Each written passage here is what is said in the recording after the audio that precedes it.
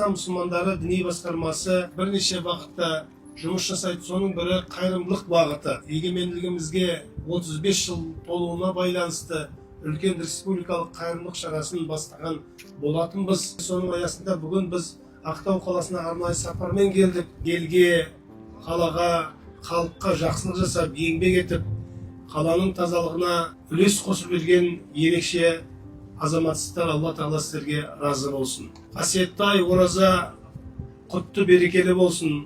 Тұтқан оразамызды Алла баршамыздан қабыл етсін. Рахим, Карим, Азим,